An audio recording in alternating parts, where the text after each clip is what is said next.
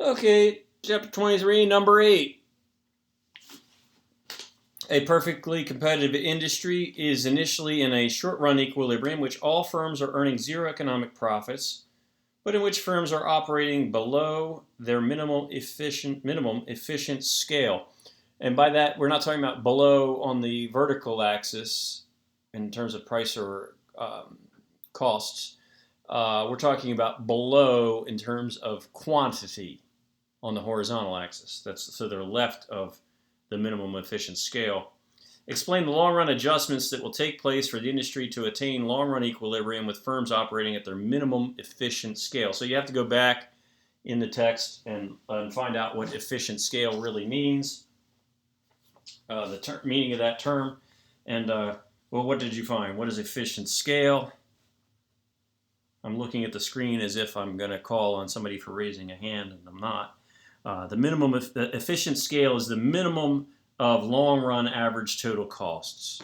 So somewhere in the book, I believe it's figure 22 it's either figure 22-4 or figure 23-10, but I made note that figure 23-10 by itself is inadequate. Somewhere between those two figures, you can piece together that in the long run,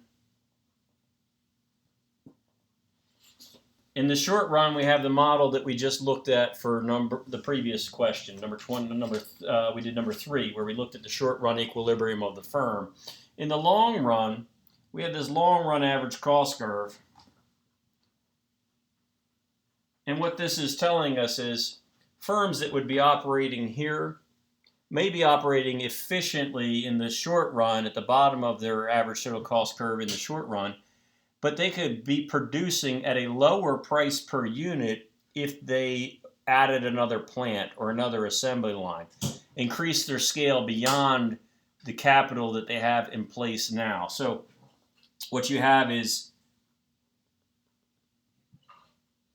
average total cost curves throughout the different scales that, and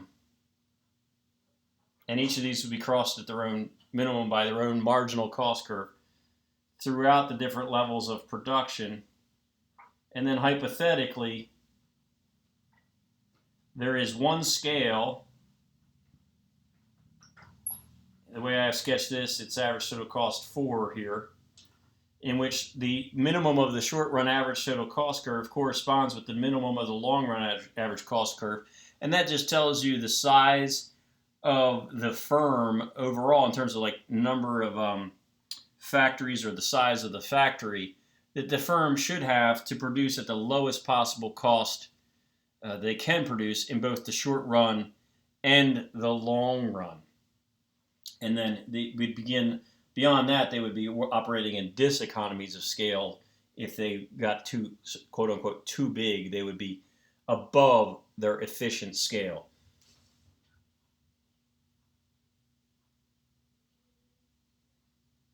So to be clear, the long run adjustments would be to add capital, for each firm to add capital and expand their scale to move to a lower average total cost curve, short run average total cost curve, to achieve the minimum of the long run average total cost curve.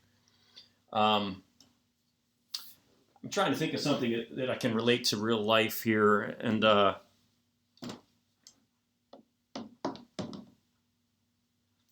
I don't know if this works. Bear with me. I know a guy who does surfboard repair in Ocean City. He's on 34th Street. You can often see him if you're driving on Coastal Highway. His name is Doc. He owns Ocean Atlantic. He's a one guy business. It's a small surf shop. Surfboard repair is probably a perfectly competitive industry even within Ocean City because actually I just repaired a ding on my surfboard Sunday. It's fairly easy. Buy a few supplies, read the instructions on some things, and probably anyone can do it. Now, what I bought was a kit, which is a high cost per unit to repair a single unit surfboard. And so if that's how I was operating as a firm, I might be at the minimum of my average total cost in the short run, but the supplies that I'm buying are kind of expensive because they're a kit. They're not gallons or 5 gallon buckets of polyester fiberglass resin, which would mean if I were to expand my operations, maybe open other shops, hire other people, really expand my operations, I could be buying inputs at bulk and lowering my cost per unit by the expansion of operations. But in the short term, I could be as low in my costs as I can be with the volume of inputs that I am buying in the short term. So I hope that example ties it together a little bit.